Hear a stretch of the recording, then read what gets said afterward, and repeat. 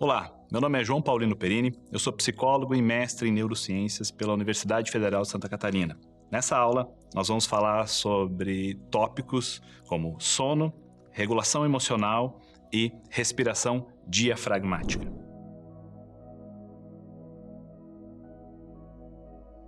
A regulação emocional é um componente extremamente importante na terapia cognitivo-comportamental.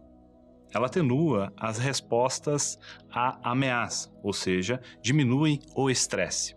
O psicólogo que utiliza técnicas da terapia cognitivo-comportamental procura aumentar a atividade do córtex pré-frontal, que é o nosso centro da racionalidade. Por consequência, a atividade da amígdala é reduzida, proporcionando uma diminuição da resposta ao estresse. O segundo elemento para gerenciamento do estresse é a qualidade do sono. Ou seja, lá no nosso cérebro existe uma estrutura chamada núcleo supraquiasmático, que aumenta ou diminui a nossa atividade do corpo como um todo ao longo de um período de 24 horas. Então, eu vou explicar mais ou menos como isso acontece. O núcleo supraquiasmático lá no cérebro é regulado num período de 24 horas. Essa regulação acontece por um componente ambiental super importante, que é a iluminação.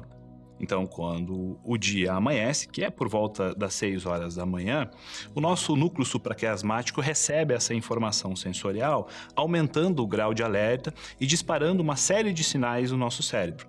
Entre eles está a noradrenalina e a dopamina. Dessa forma, nós conseguimos fazer as nossas atividades diárias.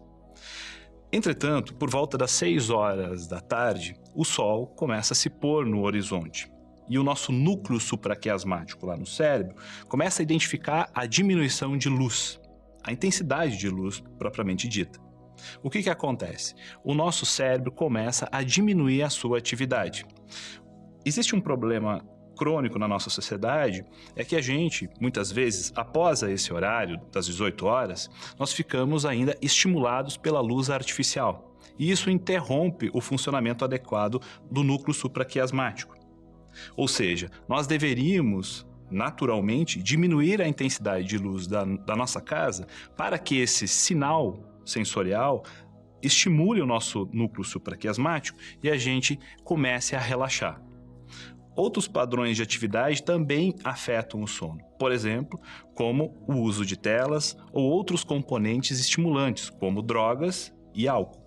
O que nós queremos com esse intuito em relação à regulação desse relógio biológico? Os indivíduos que perpassam a necessidade de sono, principalmente depois das 7 ou 8 horas da noite, é que eles induzem relaxamento. Ou seja, ao invés de serem estimulados por telas ou outros sinais químicos, como drogas e álcool, que busquem atividades de relaxamento e tédio, por exemplo, como leitura ou uma respiração diafragmática, que também tem uma atividade relaxante, ou também meditações de modo geral, para que antes de dormir os níveis de cortisol estejam extremamente baixos, proporcionando uma qualidade de sono adequada.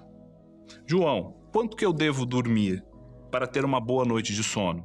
Por volta de 7 a 9 horas, não menos e nem mais.